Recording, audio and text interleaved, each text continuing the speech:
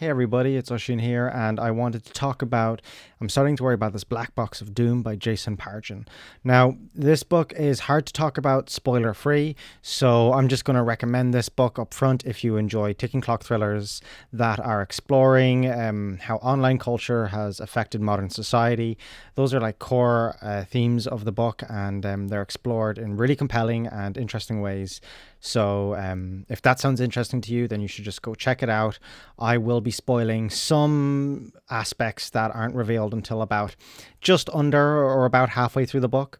So if you don't want to know anything about this book going into it, then I would stop watching right now because I am going to be spoiling stuff. Not everything, but I'm going to be spoiling what the book is really about, which you're not totally certain of up until about the halfway point, I would say. So, or just shy of that, as I said. So that's just a flat recommendation. Go check this book out. It's good. I should say because I most often and will continue to most often talk about books, speculative fiction in some way, be that horror, weird fiction, sci-fi, fantasy. Those are generally the kinds of stuff that I read, and it's generally the kind of stuff that Jason writes, and that's why I'm familiar with him because I was a big fan of his John Dies at the End books as a teenager. So it doesn't have any speculative elements. It is a ticking clock thriller. Um, so if that's a put off for you, then I should say that up front. But for what this book is, not what I want it to be, it's excellent. So that's spoiler free. Now I'm going to spoil some aspects of the book.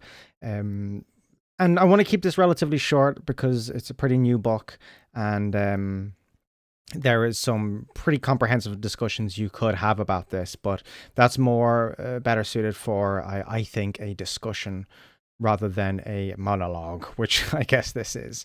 So, the book's concept is an Uber driver gets ordered to go pick somebody up.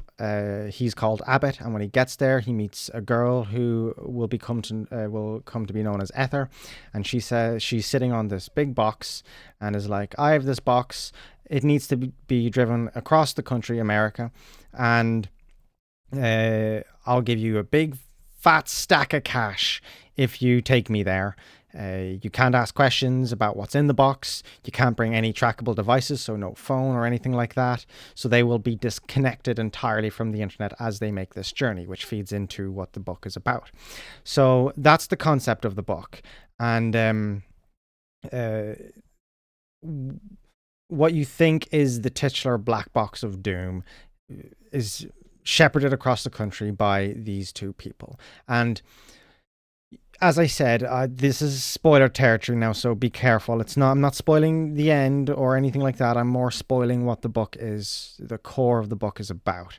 So about halfway through the book, maybe a bit less, there's a conversation between Abbott and Ether as they drive across the country, where you learn that Abbott is in fact an incel. He is a Twitch streamer, and he has abhorrent views about women. So him and Ether had been getting along swimmingly up to this point, to a degree, and as soon as he feels like he can reveal this aspect of himself, or something happens where it triggers that part of his brain, then it just opens up the fucking Pandora's jar, and you learn the kind of abhorrent views that he has, and thus begins a conversation between Ether and Abbott where they are talking about his viewpoints and why he feels the way that he does, and that kind of is the beginning of when what this story is about really comes into focus.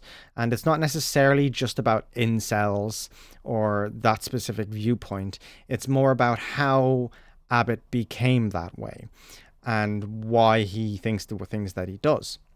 And that feeds back into, I imagine it as like a tree, a metaphorical plot tree, where the bark, the core of this tree, is online culture and how it's affected society, and all the branches from that tree all feed back into this core idea, and the branches are all very excellently crafted and very intentionally made the way that they are, because there's breaks in the book where you hear from people, because very quickly people they cop on to the fact that there's two mysterious people driving across the country with a mysterious box, and a subreddit is made, Twitter blows up about it, and all of these places are speculating and theorizing about who they are, Abbott and Ether, and what is in the box. And that's what this book is about. It's about how online culture and just how online we all are these days, and how that has affected modern society, and how Abbott feels the way that he does isn't just because he was born that way, or just because of the environment he grew up in, nature versus nurture, all that nonsense. It's because of the internet, and how the internet, while no doubt being a massive boon to human civilization, is also a curse in some way, because of markets and corporations and algorithms, and how all of these things shape our brains to think a certain way. They force online discourse to be a certain way, amplifying the negatives, because that's what drives engagement. And so much of how we live out in the world feeds back into our online lives.